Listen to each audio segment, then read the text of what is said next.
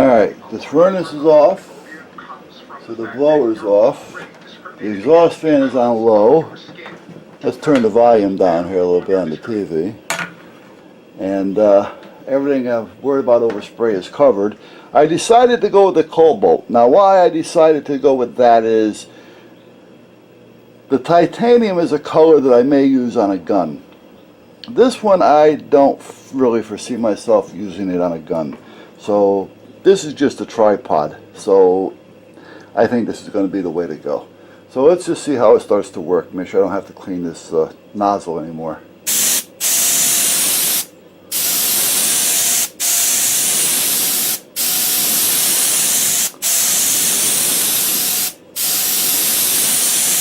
And because it's a darker color and the legs of the tripod are a darker color, it seems to be covered a little bit easier.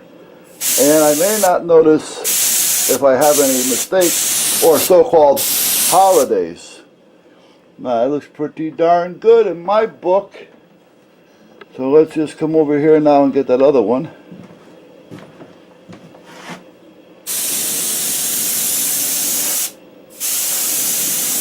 You don't want to get too close when you're doing this because this paint is thin and it will run. So you want to keep moving.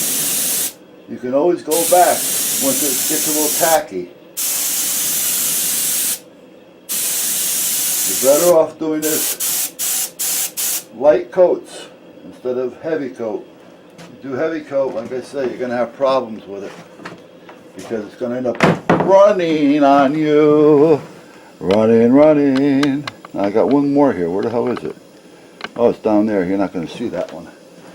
Alright, anyway. Yeah, I kind of like this color. I think it's going to fit. I think it's the right choice. It's darker. There's a dark base under it because of the original color. So if it does get scratched, nicked, bumped, chipped,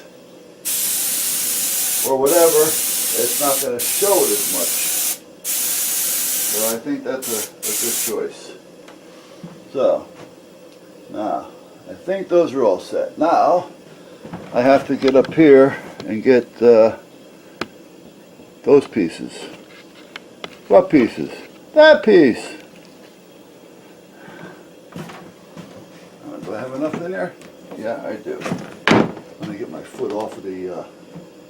Now here's where I start getting full paint. Now, it would be a good idea to put a glove on. Hello, but nah. Who says I've got good ideas?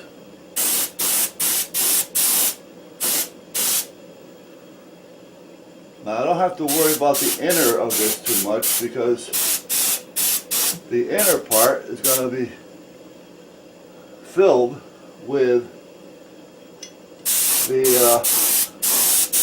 stuff on the table down there. So, and if I get too much in the inner, then I'm going to have a problem with it wanting to fit. So, alright, well that, so far, I have one more piece, so I got to put a little bit more paint in the old tube. So, other than that, I like the way it's coming out. I think that's a good choice with that color. Like I say, the color is dark. And seeing that the tripod is dark, if there is any scratches on it later, because if this stuff, you know, it's supposed to be pretty durable, which it is. I've done a couple guns with it, and I have no problems with them. I don't get holster wear or anything. But then again, I'm not speed drawing and taking them in and out of the holster every time I turn around either. So, let me find the other piece here. So hold on. Where is it? There it is. All right. So anyway, like I say, this being darker, closer to the darkness anyway, of the color that it already is, won't show any little imperfections that may be on it as much. And if it does scratch, like I said a few minutes ago, you're not going to notice it as much. So that's a good thing. Now I'll get up underneath it here. I want to try to cover as much as possible, naturally. I'll just let that swing back and forth for a minute, and I'm going to hit it as it turns. Come on, gotta turn. There you go. Good deal. Now let me put a little bit more on this because that's got a little tack coat on it, so I can add a little bit more to it now. When you put a tack coat on it, it comes in handy because the tack coat will help hold the paint on your second coat to stop it from running. So they, you know, the tack coat just, sometimes it's not even a cover.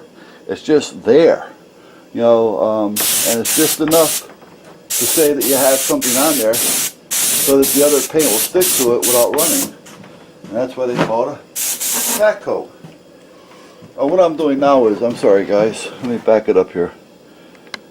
I'm making sure that I get underneath those legs down there because those are actually the top part of the leg. So we're looking down on it. I want to make sure that it's painted. There we go. And I'll just use up whatever little paint I have left now because like I say, this has already been coated once. So as long as I don't go nuts, the paint won't run. I kind of like the Cerakote better than the Duracoat, to be honest with you. It's a thinner coat, it does more. You have both the heat cure, you know, the oven cure, and the non-oven cure, air dry. Usually, depending on the product, if I can use the oven cure, I'll use that first.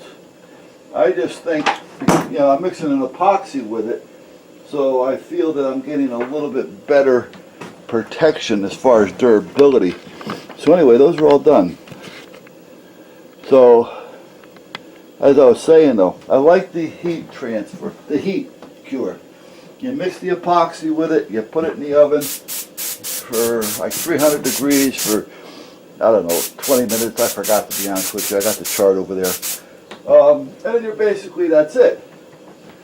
So I kind of like that one better. However, with these newer guns that are out there, I don't know how much heat they'll actually take.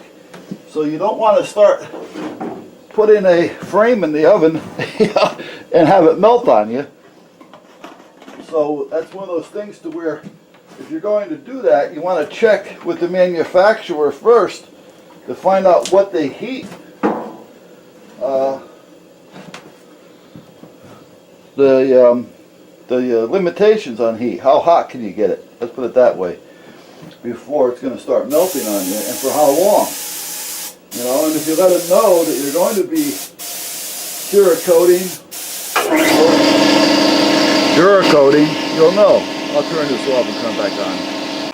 Now another thing you want to pay attention to, let me turn the fans off here.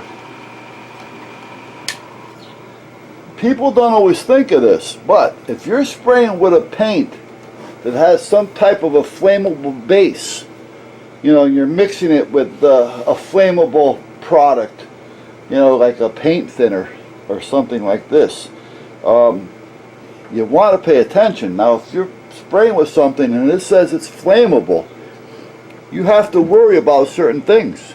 You have to worry about, for in this case, I'm in the garage, I've got a gas furnace over there with an auto igniter.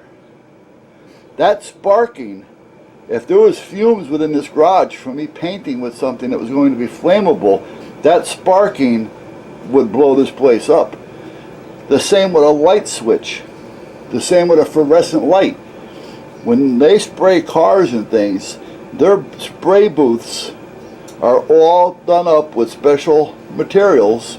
Their lighting fixtures, their switching, their ventilations, everything is all set up to where any fumes are not going to get to that spark. So you got to pay attention. You don't want to be down in your basement, even though you got a fan or exhaust fan going and something spark and you blow up the house. So pay attention to some of that stuff. So now here, I turned the furnace off because I didn't want it to kick on. I had already had the fan running, so hopefully that would have helped. The lights Well, they're on. They're not really made for this, but again, the paint that I'm using wasn't highly flammable, nor was I mixing anything with it that was. So I was using it straight out of the bottle. You don't mix anything with this. So you got to pay attention to these things. Anyway, that's done. So I'm going to let them sit there for a minute, and I got to do some more measuring on my backsplash.